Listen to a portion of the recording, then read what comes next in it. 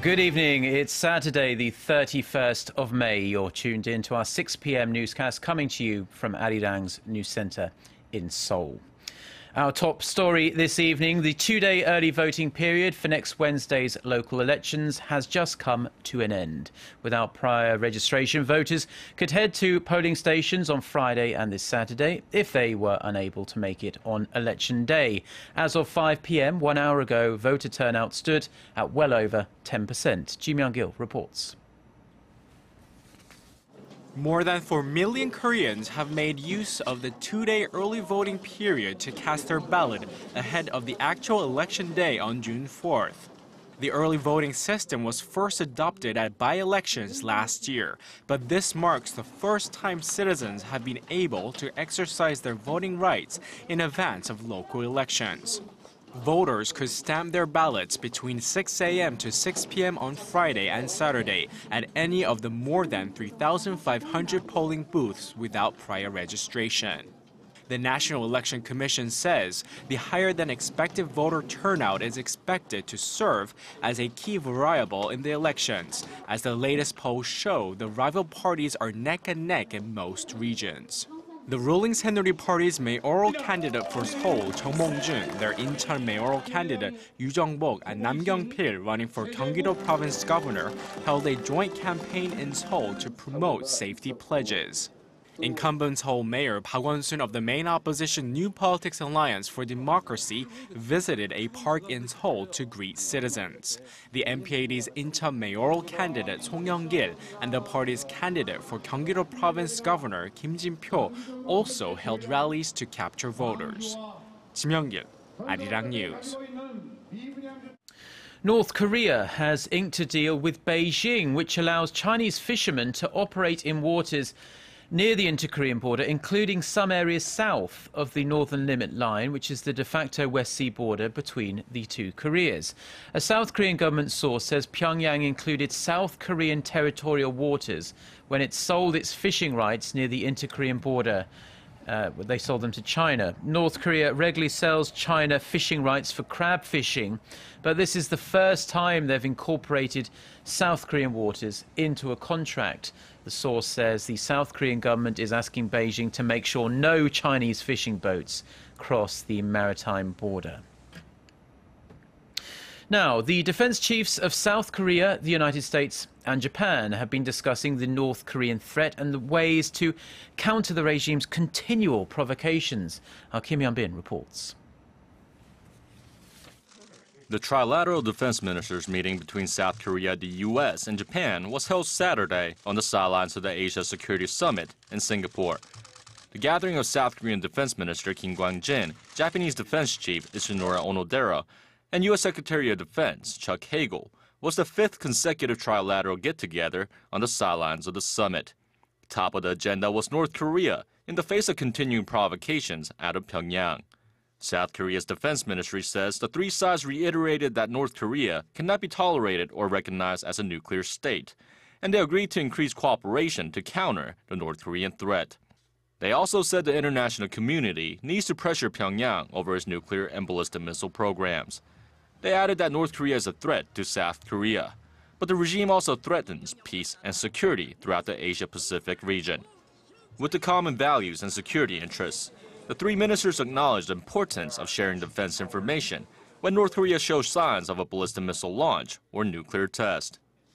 In a separate two-way talks, Kim and Hagel agreed to set a date for the transfer of wartime operational control from Washington to Seoul during the Korea-U.S. Security Consultative meeting scheduled for October in Washington. Kim Hyun-bin, Arirang News. A South Korean missionary has been sentenced to life with hard labor for spying and trying to set up underground churches in North Korea. The country's state media reported Saturday that Kim Jong-uk was found guilty of espionage, state subversion and anti-state propaganda by a North Korean court on Friday. The report said Kim had admitted to anti-North Korea religious acts and to hurting the dignity of the supreme leadership. The missionary was arrested last October after crossing into North Korea from China. He appeared on state TV in February and said he received assistance from South Korea's National Intelligence Service. South Korea has denied any spy links to Kim.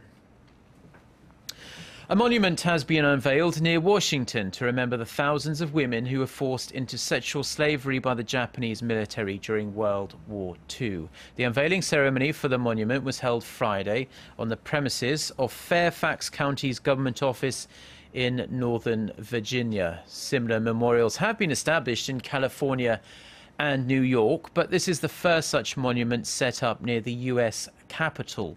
A former comfort woman and members of the Korean Council for the women drafted for military sexual slavery by Japan were among the more than 100 people who attended the ceremony. More than 200,000 women, mostly Korean, were forced to serve as sex slaves to the Japanese military in the early 20th century.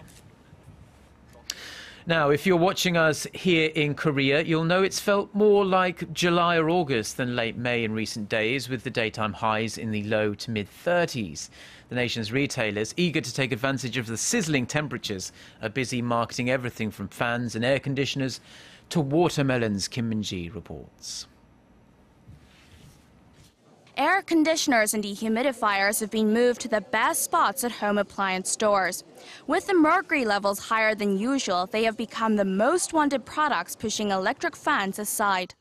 Although it hasn't been on the market for long, the hottest seller this month is a dehumidifier. The sales of dehumidifiers have surged this year due to hotter than usual weather. We expect sales to rise even further. At the grocery store, more and more customers are opting for summer fruits such as watermelons and oriental melons to cool themselves down. Ice cream has also been selling well. In fact, major supermarkets say sales of their summer food products have jumped by up to 20% in May compared to a year earlier. Summer fruits such as the watermelon and oriental melon have been selling better this year. Sales have surged more than 10%. With summer-like conditions expected to continue, retailers will likely beef up their marketing efforts to take full advantage of the early summer heat. Kim Min-ji, Arirang News. Heightened security checks have been introduced in China following recent violent attacks across the northwestern region of Xinjiang and ahead of the Tiananmen Square protest anniversary on June 4th.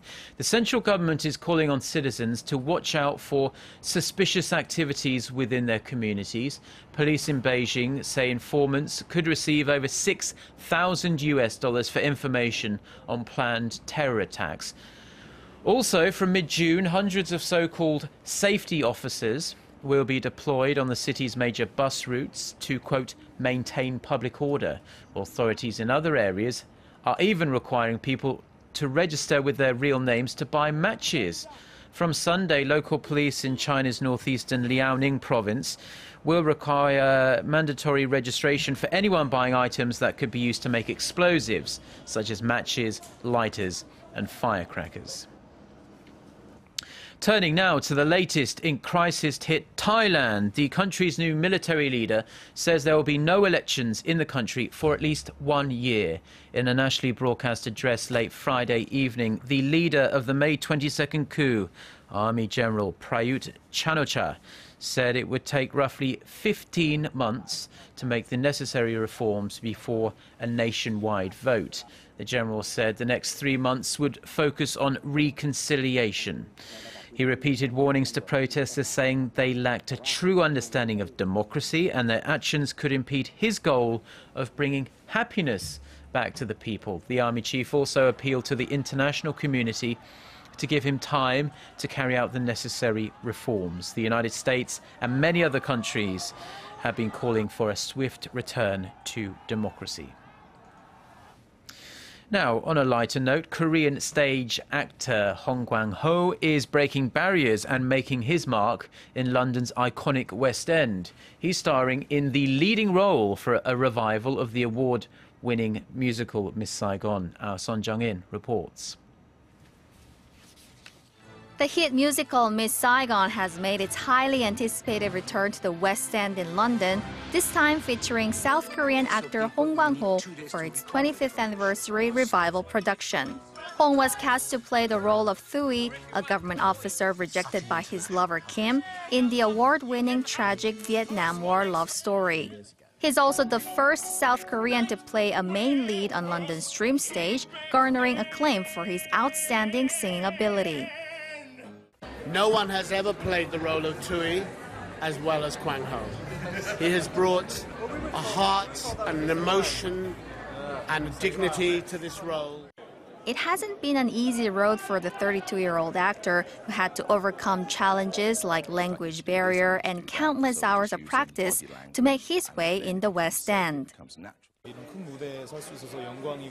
It is a great honor to be on this huge stage and to be able to perform with these great actors.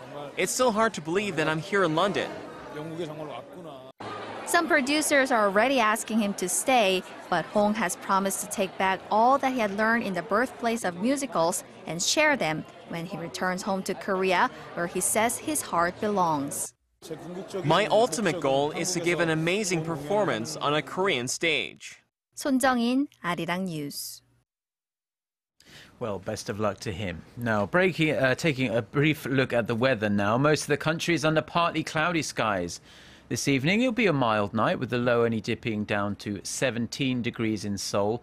Tomorrow will be yet another summer-like day with clear blue skies and highs around the nation in the low 30s. Let's take a look at the weather wherever you are in the world.